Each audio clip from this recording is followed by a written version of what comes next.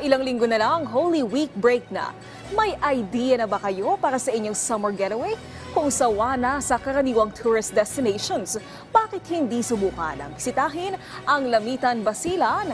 Ang mga pasyalan sa tinaguriang City of Colors and Harmony, alamin natin mula kay Kenneth Pasyente. Ramdam mo na ba ang painit na panahon? Baka naman malapit nang kumatok ang summer season.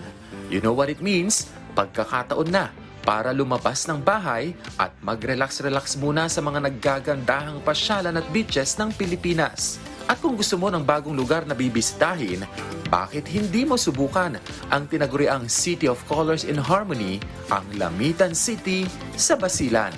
Kung pasyalan lang din naman ang hanap ngayong tag-init, hindi magpapahuli riyan ang Lamitan na talaga namang IG-worthy. First on the list, Calugusan Beach.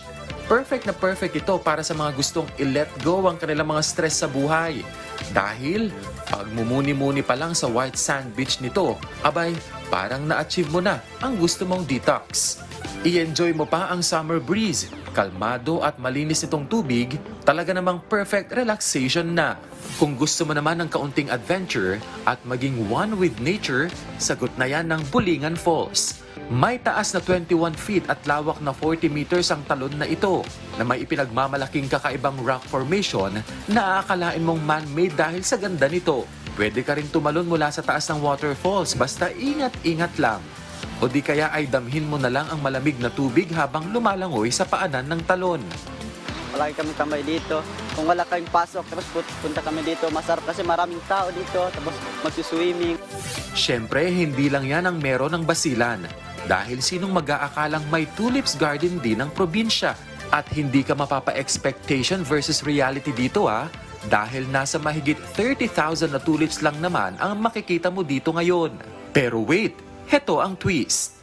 Ang mga bulaklak na yan, gawa pala sa mga plastic na basura. At sino ang mag-aakala na ang kinatatayuan mismo ng parke, dating dump site? Diskarte ito ng lokal na pamahalaan para maipatupad ng maayos ang kanilang solid waste management. We have segregation at source, we have segregation bins all over Lamitan City, and we found out that ang dami pala kaming plastic na na-collect, and anong gagawin namin with this? So, with volume, ito na ang naging result. Kaya naman ang mga turista rito, hindi lang namamangha sa ganda ng lugar na talaga namang worth the selfie, kundi bilib din sa environment-friendly na discarding ginamit dito. Nakita ko kasi is made of plastic ang tulips nila dito, and it's a really good idea kasi makapag-recycle ba ng di ba, yung mga trash. Naging posible ang pagkakabuo ng pasyalan dahil na rin sa pagtutulungan ng mga residente. At para maengganyo silang makibahagi sa tamang solid waste management, may gantimpala ang mga marunong mag-segregate ng basura. Ang mga bata or even mga housewives, sinadala nila yung mga basura nila for an exchange of good items. Like kung during iftar, yung Ramadan season, so binibigay namin mga 3 sako ng basura, plastic or any recyclable materials sa 1 kilong flour or 2 kilong flour with sugar na yon. Then during school supplies, so may mga notebooks din, papers, pencils and ball pen.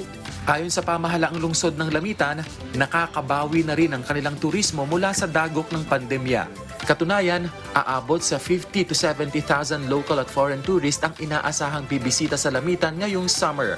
Halos lahat ng mga beaches, mayroon silang kanya-kanyang papulo na minsan ini-invite nila yung mga turista din from other places. Tiniyak din ng syudad na walang dapat ikatakot ang mga gustong bumisita dahil wala nang kaguluhan dito. Sinabi na nga ng gobernador natin na we are now free from Abu Sayyaf. Especially dito sa area din namin, wala na kami mga ganon. So meron lang mga isolated cases, which is sometimes sabihin natin na nangyayari din yan sa ibang lugar. Tinatrabaho na rin ng lokal na pamahalaan na mas mapadali na ang accessibility sa Lamitan, lalo't inaasahang isasagawa na ang groundbreaking ceremony ng kanilang airport bago matapos ang taon. Talaga namang hindi ka mauubusan ng mapapasyalan dito sa Lamitan City sa Basilan. Patunay lamang ito na minsan mang nadungisan ng kaguluhan, hindi naman ito magpapahuli sa ganda ng kalikasan. Kenneth Pasyente, para sa Pambansang TV sa Bagong Pilipinas.